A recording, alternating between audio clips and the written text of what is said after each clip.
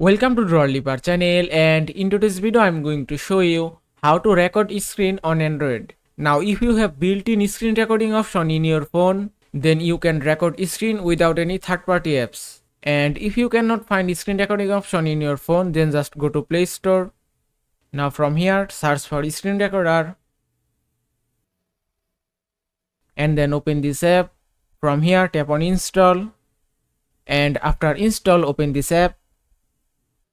Now if you want to enable floating icon, then just tap here and then give permission from here and then go back, then tap on allow, then tap on allow again to get notifications, and it's done. Now your screen recorder app is ready for use. Now just tap here to start the recording, then tap on allow, then tap on start now, and you can see the screen is recording now.